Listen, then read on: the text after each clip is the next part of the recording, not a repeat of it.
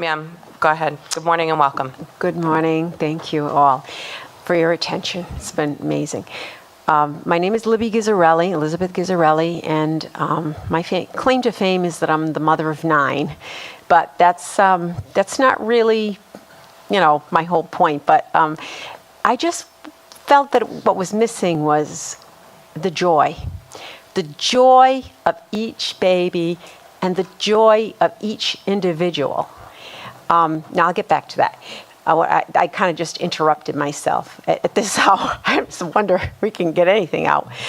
I also have to teach my kids about Rhode Island history. So in Rhode Island, the Quakers were among the first to realize that slavery was wrong. Moses Brown and some of the others gave up their slaves. And that was a wonderful thing. And I don't know, but maybe somebody back then might have said, oh, slavery, that's a Quaker issue. Oh, slavery, that's a religious issue. And now we have the same thing. We have a lot of the religious groups are saying there's something wrong with this abortion thing. But just like slavery did not turn out to be a religious issue at all, but a human rights issue, someday they're going to forget that it was the churches, once again, who just happened to be among the first to wake up. It's going to be acknowledged eventually that these babies are also individual, important people. And I just had a story about that for myself. Like I said, this was supposed to be a happy thing because to me, that's what was missing. I know people did mention that their handicapped child made them happy, but this, to me, every child is important, individual, and is a joy. With my first child, my husband was very involved, and he wanted to play games with the baby, and I literally found myself walking down the street one day saying, "Can you hear the birds?" and wondering if everyone thought I had birds in my belfry, because there was no one around but me and my unborn first child. But my husband used to like to play a game with the babies, and he would pat the stomach.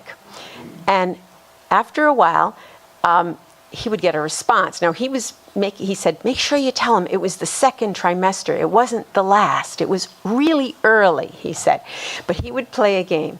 And then he got fancy, and he tapped twice. Do you know the baby tapped back twice? And they used to play that every day. He would tap twice, and the baby would tap back twice with whatever appendage it was. I have no idea. And I would just sit there watching, getting a kick out of it. And one day he got really fancy and tapped 3 times. And you know what the baby did? Nothing. The baby's like, hey, what was that? That was different. And we just got such a kick out of it.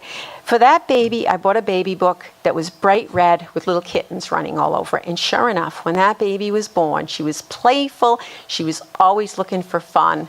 And to this day, she's fun. My second baby, we started to play the same game. And I just had a feeling that this baby would think that I was hitting it. I just didn't feel right playing the game. And I felt like I bought a baby book, and the baby book said on it, gentle on my heart. And when this baby was born, she was she's my artist, very sensitive child, and she also had a problem with touch. She didn't like people touching her. So it's like we knew, we could tell. The third baby, we tried to play the game again. This one cured me. He had an uncanny way of finding the bladder. No matter where I rubbed, boom, there'd go the bladder. It was extremely painful. And after that, we didn't play that game. He kind of cured me for a few kids after that.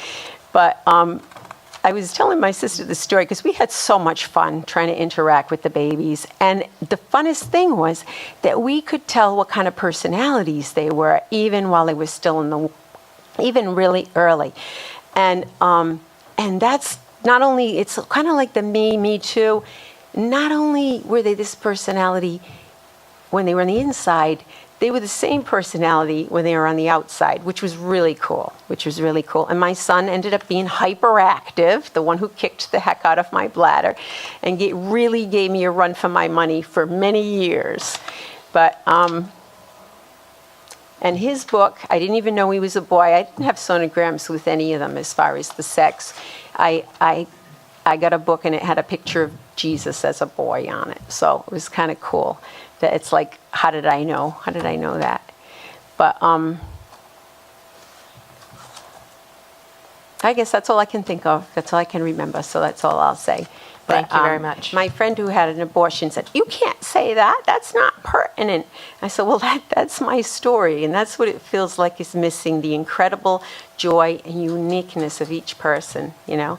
And I guess I was thinking of how one of the women had said, she spoke tonight, her husband spoke for her, the idea that you kind of not ready in college to have the baby, so you kind of put the baby on the shelf, but you bring it out a little later, a few years later when you're ready. And I just says, like, it's not the same baby. It's not the same baby.